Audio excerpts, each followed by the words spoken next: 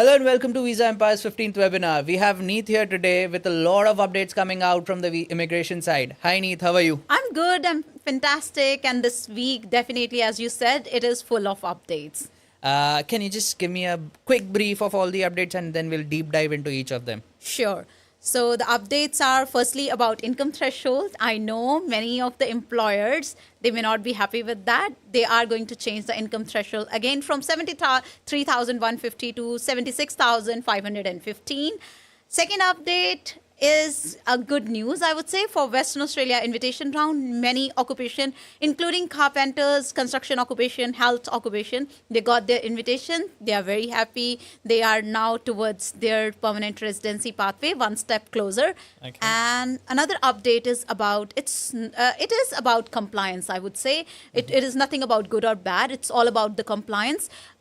What Department of Home Affairs, ABF, and Workforce, what they are doing, anybody who has employed 482 workers, in that case, they are just going to their workplace sites and checking whether they are maintaining the compliance. Oof, quite a big bombshells. Three is. big bombshells. Let's start with the good one. Let's start with the happy one. Western Australia immigration. Yeah. What are the updates there? Okay, with Western Australia, they conducted an invitation round on 19th. So on 19th, what they did, like they have invited many people. I know right now I would like to discuss about something which many people on social media are asking. I'm getting emails from clients. How come a chef at 70 point got the invitation, whereas a chef at 85 or 90 is still waiting? We need to understand what Western Australia is doing. They are prioritizing their graduates. Okay. So anybody who falls in their graduate stream, they are being invited, they are being prioritized over others, those who are in Schedule 2. So points won't matter in that case, just because they are the graduates of Western Australia. Okay. So this is one thing. Medical occupation, almost every occupation in health sector, they got the invitation. Is that the case same with medical sector and the hospitality sector? Both the cases are same where they are prioritizing people who have studied in Western Australia and put that money inside the Western Australian economy? That I haven't seen in health sector. In health sector, I would say anybody, even offshore candidates, they got invitation. Interstate candidates, they got invitation in health sector. Okay. In health sector, they are not doing this. But Okay. for chefs, hospitality, definitely they are doing this. Yes, absolutely. And any other updates from the Western Australia side? What are the other fields that were invited apart from chefs? Like we said, we discussed chefs are invited. Construction. People from construction and are invited. A lot of people from the medical side are invited. Like Yes. I've seen people from different types of nurses to Yes. psychiatrists to Psychiatrists, physiotherapists, cardiologists, everybody got medical invitation. sectors. Yes. Yes. So overall, it has been a very good round for Western Definitely, Australia, even right? teachers. I would say another occupation or another sector where they have prioritized. That's all about teaching. So any teachers, whether it's early childhood teachers, whether it's primary school teachers or secondary school teachers, they got invitation. Even vet sector teachers, vocational Okay. education Oh, trainers, they got amazing. invitation. They haven't invited anyone from the engineering side of things, right? Engineers got invitation. Civil engineers, they got Okay. invitation. There are few other engineers, they got invitation, but very high points. But that is for the civil engineers are because they've Construction. helping in the construction side of things. Definitely. Right. Okay. Now let's jump on to the other update that you just gave us about the income threshold being increased. Yes. Can you just explain that more in detail? Yeah, sure. So what is income threshold? Let's firstly dive down into that. Like income threshold is anybody who wants to sponsor a foreign worker, whether it's on 482 visa, 494 visa or 186 visa, they have to pay that foreign worker a set amount of pay, which is right now 73,150 plus superannuation, right? But they are going to increase it on 1st of July. It will be 76,515. Yes. So that's a $3,000 increase, right? Exactly. And does it apply to all the people who have already applied for this? No, it won't. So anybody who has applied for their nomination before 1st of July 2025, they will not have any impact of this increase in income threshold. So if you're an employer, you have already decided to pay somebody like 73,150 package, then I would say don't wait until 1st of July, because then from 1st of July you have to increase the pay package, and that may not suit the budget of your business. Absolutely. So let's say someone looking forward to sponsoring their employees, get it done before 1st of July. 1st of July. Yeah, True, absolutely. true. Okay. And coming back to the third thing, the third major update, a concerning side of things from the compliance perspective, that the federal side of things are Yes. checking the employees and everything. Can you explain more about that? Yeah, as well? sure.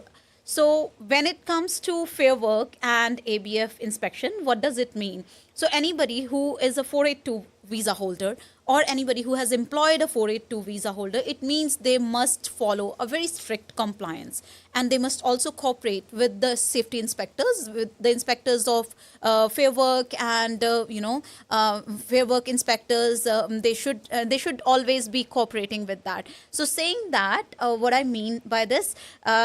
So anytime if you have a worker of 482 visa holder, worker is there, you must maintain their pay slips properly. They must be paid properly. They should also have, the employer should also be maintaining the attendance.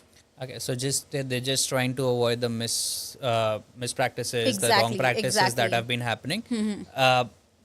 So not nothing to fear for someone who's not doing anything wrong, right? Yeah, so if you are already complying with all the rules and employment contracts which are in place, you need not to worry about it. I know right now a lot of panic is there in the market. People are just spreading these news like anybody who is having 482 visa holder, their business can be shut down. But why? If you are maintaining the compliance and if you are doing the right thing, you need not to worry about it.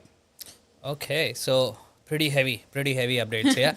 Let's come back to something lighter now. Yeah. I have a few of our clients who are into security business or security employment, security sector. They've come up to me and they're asking what are their chances of getting a permanent residency in Australia and what are their ways of getting a permanent residency in Australia. Can you just tell us something about that? Yes, I know it's a very interesting question, and I too get clients from security background. Many people, they have already got experience in this security sector for 1 year, 2 years, or 3 years. If you have 3 years of experience as a security consultant, very good pathway 494. Find an employer that's located in regional Australia. I'm not talking about DAMA designated areas, just a regional area. And that employer would be able to sponsor you as a security consultant. All you need 3 years of full-time work experience, 6 each, and a positive skills assessment as a security consultant. So that is for security consultant. Okay. And is there any other way for people who are not into regional and are into metropolitans, or let's say cities or something? Yes, How do you do that? again, there is a pathway. So imagine if somebody is working as a security guard or a security officer, working in Metro, Brisbane City or Melbourne CBD. They are working in Melbourne CBD or Brisbane CBD, but they are earning 135,000 per annum plus superannuation. In that case, they have a pathway under speciality stream. They can get their 482 leading to permanent residency 186. So 482 leading to 186, Yes, right? yes, definitely. Yes, absolutely. So some happy news that I can share with our clients who are into that security things. The other question that I have is from people who are working in the disability sector. They either want to apply for permanent residency themselves, Yes. or their employer is ready to help them out with their permanent residency. I understand. What are the processes and what is the situation going on that side of things right now? Okay. With disability services officer or a community worker, they have skilled pathway, definitely. Skilled visas are there, 190, 491. So for that, they need a positive skills assessment. They need good points, like high points on skill select. Another pathway that they can always explore is employer sponsored. Okay. So disability services officer, I understand you guys are not there now on 482 list, 186 list, but you are there on 494 list. So if you find an employer again in regional, 494 is an option. Or if you're working as a residential care officer, have at least diploma level of qualification. If you're working as a community worker in some settings, in disability setting, but in community you are working, there are different settings. Then in that case, certainly they can explore 482 and 186. What are their options in Dharma? Like, let's first of all let's break that Dharma word down. Not all our viewers are going to be aware about the Dharma thing. Yes. What is Dharma? Okay, what is Dharma? Dama is a designated area that Department of Home Affairs, right now, they have nominated 13 areas and they named it, labeled it Dama. They have given them a lot of concessions. If you talk about occupations such as aged or disabled carer, right? This occupation is not there in any list in the standard process. But yes, if your employer is in Dama regions, they can sponsor them on 482, 494. So that's a very good pathway.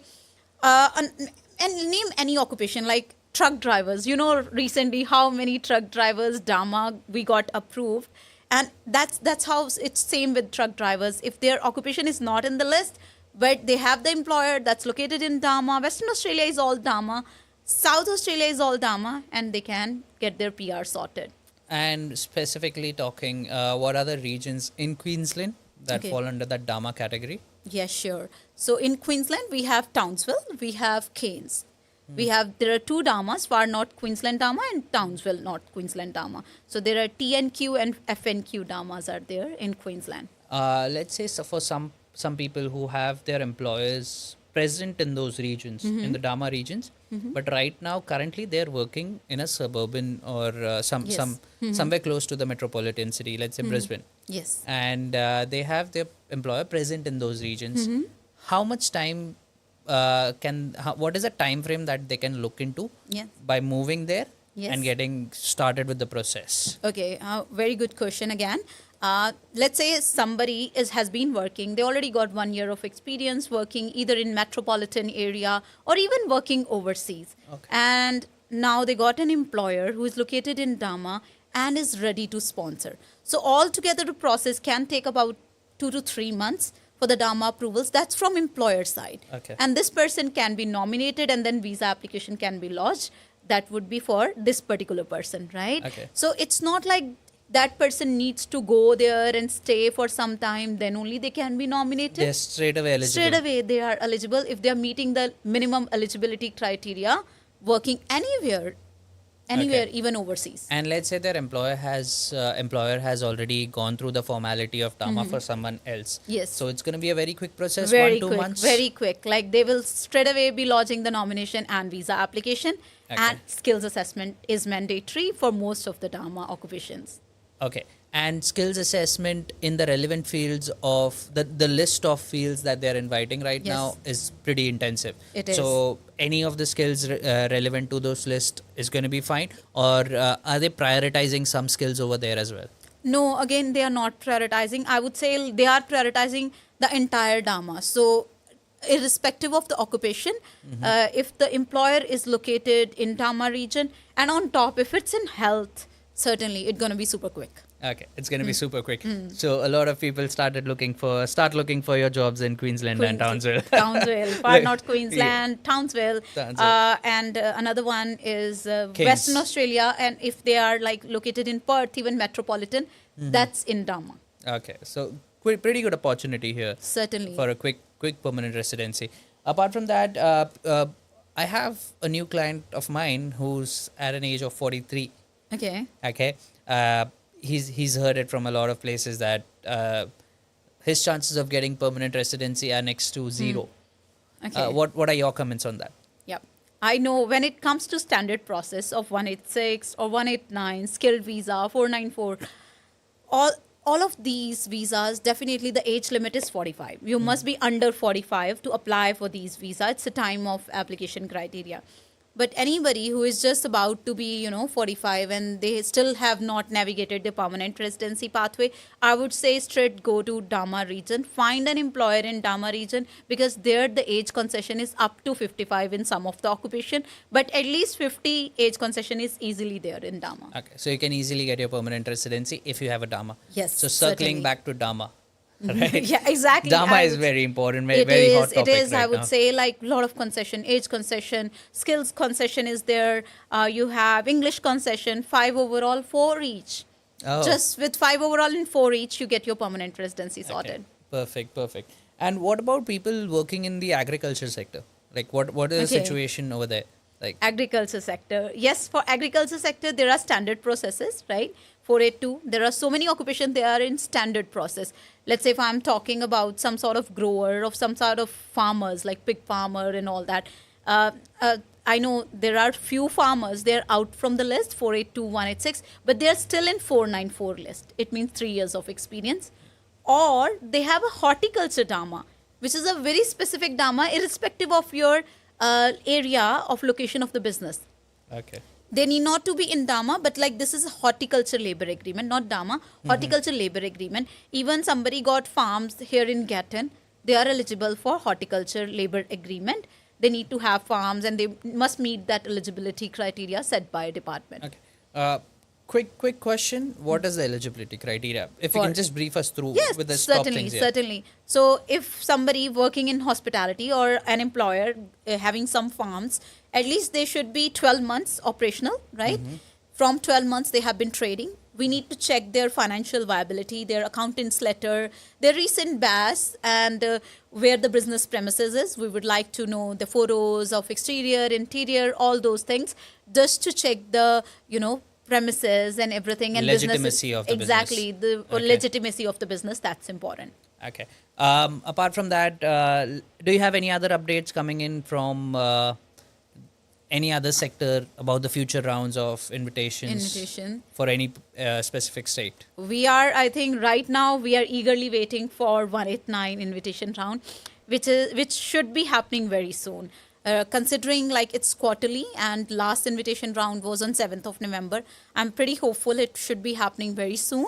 If not this month, next month it should happen. Another thing, we are hopeful for Queensland. Right now we are in Queensland, and Queensland is having more than 50% of the quota for this financial year. And they said they will keep inviting people until June. And they also assured that anybody is in SBO, that is small business owner, they will certainly invite them as well. So that's pretty promising. Other states, New South Wales Pathway 2 or New South Wales 190, we are expecting some invites from there. Victoria will be conducting rounds. They haven't yet decided. South Australia is very slow, I must say, this time. Who has the least amount of seats right now, based on the proportion of what was granted to them? Queensland. Queensland. Unfortunately, like Queensland got the least number of seats. Queensland got this time just 1,200 seats, 600 for 190, 491, 600 seats. And out of that, they have just invited 415 so far. Still, they got the seats They've left. been conservative about their seats, yeah? They are Hopefully they'll start sharing more seats really very soon. Yes. And we are very optimistic about having a 189 rounds very soon. Very soon. And hopefully we'll be doing a very new live session very soon. Yes. As soon as the 189 round comes in. Yes. We will. So we would love to do any that. closing statements from your end? Closing statement is people, those who are waiting for the invitations. Let's say if you're waiting for Western Australia, you're waiting for 189. My advice is please improve your points. I know people right now, they're so demotivated looking at like how skill visas are right now going on. And they're just saying, no, we are not going to get any invite. We are not going to get any invite. But they're not understanding when there is a round, always people with higher points in 189, they are getting invitation. So if you improve on your points, work on your superior English, NATI, partners points, I think there are better chances. Absolutely. So that's pretty much it from our end today from Visa Empire. Thank you so much for tuning in. If you have any questions, please feel free to get in touch with us. We have our offices in Melbourne, Brisbane, and Perth. Thank you so much. Thank you, everyone.